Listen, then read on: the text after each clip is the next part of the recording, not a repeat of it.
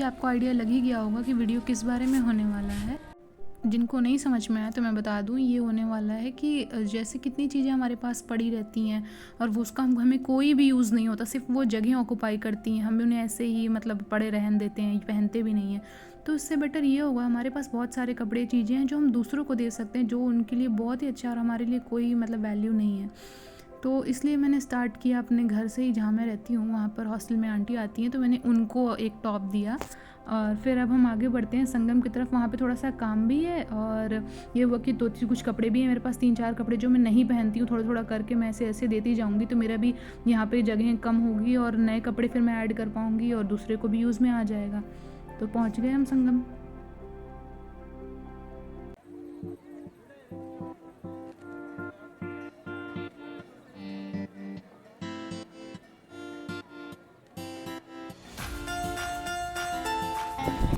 कितनी बड़ी है तुम्हारी बहन? तुम्हारे से बड़ी नहीं बड़ी है। अरे मेरे से बड़ी है, चल को देते निकालना। देखो एक सेकंड।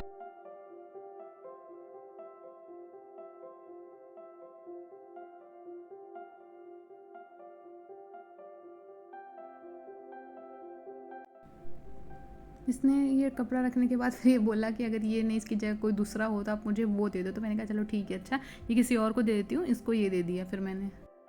हमारे पास ऐसी कितनी ही चीज़ें होंगी ना जो हमारे यूज़ की नहीं होंगी, लेकिन फिर भी वो कहीं कोने में घर में पड़ी हैं। तो इससे बेटर ये है कि हम उन्हें निकाल कर वो जगह भी साफ़ कर दें और वो चीज़ें दूसरों को दे दें जिन्हें इनकी वैल्यू है।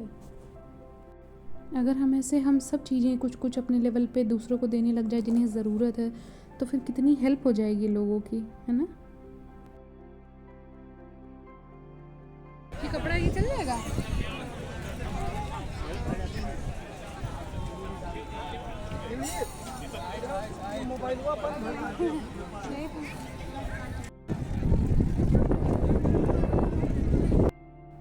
तो यहाँ पे मैं जिस दिन मैं संगम मैंने आना चूज़ किया ना, बहुत ही गलत डे था ये। इस समय पितृ विसर्जन वाला चल रहा था महीना, तो इस टाइम पे बहुत सारे लोग थे और जो बाढ़ का पानी पूरा वापस गया हुआ था, उसकी वजह से बहुत कचरा हो गया था। तो बिल्कुल भी संगम आके जो पीस मिलता था, जो बहुत अच्छा लगता था, बार बार मन करता था कि चलो संगम चले, संगम चले। संगम आने का हम बहाना ढूंढते थे। तो उस दिन तो बहुत ही ज़्यादा बहुत ख़राब लग रहा था। मुझे संगम इसलिए भी आना था क्योंकि मेरे पास जो मूर्ति थी वो मुझे गंगा जी में विसर्जन उसका करना था।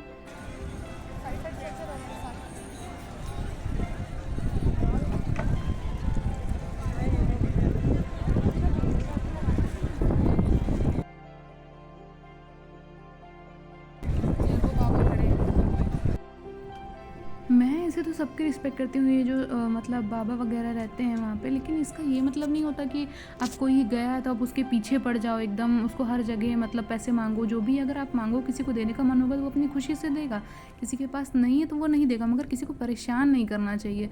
और यहाँ पर मुझे एक ऐसे ही बाबा मिल गए जो मतलब पूरे टाइम इन पीछे आ रहे थे। आप यहाँ देख भी सकते हैं कि मैं इनको बोल रही हूँ पीछे मत आए, पीछे आ रहे हैं, चलो यहाँ से चलते हैं। साइड से चलना है, मेरे पीछे नहीं चलना।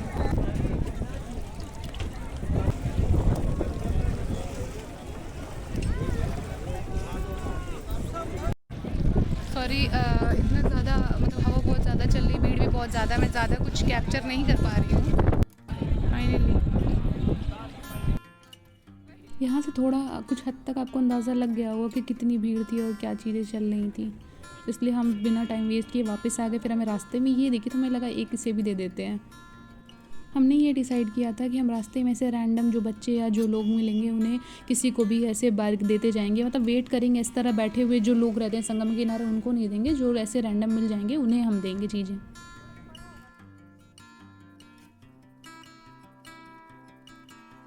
फिर लौटते वक्त ये किला पड़ा, हमने सोचा किले के अंदर जाएं, इसका भी थोड़ा व्लॉग शूट करें, मगर इतना थक गए थे हम काफ़ी देर से। तो फिर हमने सोचा कि नेक्स्ट टाइम आएंगे तो इसको मतलब डिटेल में चीज़ें एक्सप्लोर करेंगे और आपको दिखाएंगे, अच्छा शूट करेंगे। और तो किला हमने नेक्स्ट टाइम के लिए छोड़ दिया और हम वापस आ गए। The next day. बताइए, कोई छोटी मूर्ति नहीं रखे हैं? इससे छोटी कोई नहीं। फिर मेरे पास दुर्गा जी की मूर्ति टूट गई थी, तो मैं चली गई कटरा कि नवरात्र से एक दिन पहले कि मैं जाऊं, और देखा तो नवरात्र की बहुत सारी भीड़, बहुत सारे सामान थे। अगर आपको भी कोई सामान लेना है नवरात्र का या उससे भगवान का, तो आप जा सकते हैं कटरा। इस समय आपको पूरी मार्केट आपको दिख जाएगी ऐसे नवरात्र से सामान से लगी हुई। छोटी मूर्ति है, बोलना दिखा रहा है ना।